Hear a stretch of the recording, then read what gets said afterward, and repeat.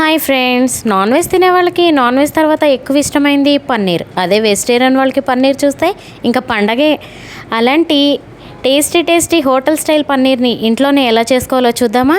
ఈ టేస్టీ పన్నీర్ కూరలోకి పక్కనే సాఫ్ట్గా ఉండే చపాతీలతో నంచుకొని తింటూ ఉంటుంటే టేస్ట్ అద్దరిపోతుందండి. వచ్చేయండి మరి చూసేద్దాం.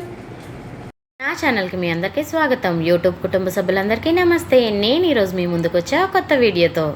ముందుగా పొయ్యి ఆన్ చేసుకుని దాని మీద ఒక మూకుడు పెట్టుకుని దాంట్లో ఒక 2 స్పూన్లు ఆయిల్ వేసుకోండి. ఇప్పుడు ఆయిల్లో 3 లవంగాయలు, 1 ఇంచు దాల్చిన చెక్క, 3 యాలక్కాయలు, అలాగే ఒక గుప్పుడు జీడిపప్పు బాగా వేయించుకోండి. ఇలా వేగిన తర్వాత దీంట్లో 1 ఇంచు అల్లం ముక్క చిన్నగా కట్ చేసుకుని వేసుకోండి. దాంట్లోనే ఒక 10 నుంచి 12 వెల్లుల్లి రెబ్బలు కూడా వేసుకోండి. ఆ తర్వాత ఒక ఉల్లిపాయని పొడుగ్గా చీల్చుకుని అలాగే 2 టమాటాలని కూడా కట్ చేసి వేసుకోండి. ఇప్పుడు వీటన్నిటిని కలిసేలాగా ఒకసారి కలుపుకోండి.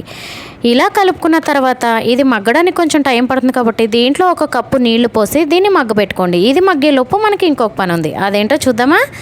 ముందుగా ఒక బౌల్ తీసుకుని దాంట్లో మనకి ఎంత కావాలో అంత గోధుమ పిండి వేసుకుని చపాతీకి డౌ అనేది రెడీ చేసుకుందాం. ఇప్పుడు దాంట్లో ఒక 1/2 స్పూన్ ఉప్పు వేసి కొంచెం నూనె వేసి అలాగే మనం ఈ డౌ అనేది సాఫ్ట్గా రావాలంటే కాచి చల్లార్చుకున్న పాలు పోస్తే చపాతీ అనేది చేసిన గంట కాదు, ఒక రోజు తర్వాత కూడా చాలా మెత్తగా ఉంటుంది. కలిపేటప్పుడు మనం చల్లనీళ్ళకు బదులుగా వేడి నీళ్ళు వేసి కలుపుకుంటే చపాతీలు అనేవి చాలా సాఫ్ట్గా వస్తాయి. ఇప్పుడు మనం ఈ పిండిని పక్కన పెట్టుకుందాం. చూసారా, ఈలోపు మన టమాటాలు కూడా చక్కగా మగ్గిపోయినాయి. దీన్ని మనం మిక్సీకి వేసి పక్కన పెట్టుకుందాం. ఈలోపు మనం పన్నీర్ని ముక్కలుగా కట్ చేసుకుందాం. నేను ఇక్కడ 200 గ్రామ్స్ పన్నీర్ తీసుకున్నాను. దాన్ని చక్కగా మనం క్యూబ్స్ లాగా కట్ చేసుకోవాలి. ఇలా కట్ చేసుకున్న క్యూబ్స్ని తీసి పక్కన ఉంచుకోండి. ఇప్పుడు పొయ్యి మీద ఒక ప్యాన్ పెట్టి దాంట్లో ఆయిల్ వేసి మనం ముందుగా కట్ చేసుకున్న పన్నీర్ ముక్కల్ని వేయించుకోండి. ఎందుకంటే రెస్టారెంట్ స్టైల్లో చేస్తున్నాం కదా, వేయించుకుంటున్నాను అందుకని. ఇప్పుడు మనం ముందుగా మిక్సీకి వేసి పెట్టుకున్న ఈ మసాలా పేస్ట్ని కూడా ఆ పన్నీర్ ముక్కలు తీసేసిన ఆయిల్లో ఇది వేసి బాగా వేయించండి.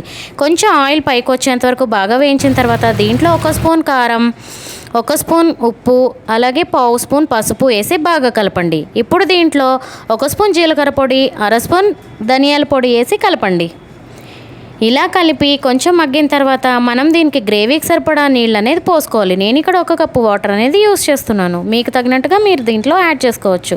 ఇప్పుడు దీన్ని కొంచెం బాగా మగ్గిన తర్వాత మనం ముందుగా వేయించి పక్కన పెట్టుకున్న పన్నీర్ ముక్కల్ని కూడా ఇందులో వేసి బాగా కలుపుకోవాలి. ఇప్పుడు ఈ మసాలా అనేది పన్నీర్ ముక్కలు అంతటికి బాగా పట్టి టేస్ట్ అయితే చాలా బాగా వస్తుంది ఫ్రెండ్స్. ఒకసారి ట్రై చేసి చూడండి.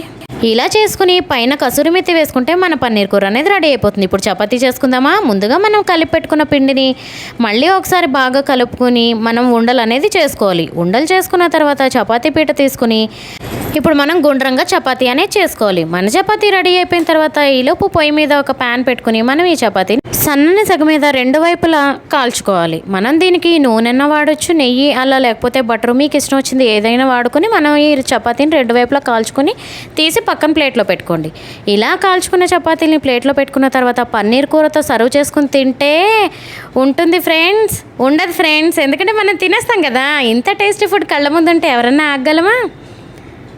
ఇలాంటి మరెన్నో టేస్టీ ఫుడ్స్ చూడడానికి నా ఛానల్ని సబ్స్క్రైబ్ చేసేయండి. Boy friends. నా ఛానల్ని ఇప్పటిదాకా చూసినందుకు ధన్యవాదాలు. లైక్ చేయండి, షేర్ చేయండి, కమెంట్ చేయండి, సబ్స్క్రైబ్ చేయడం అస్సలు మర్చిపోకండి.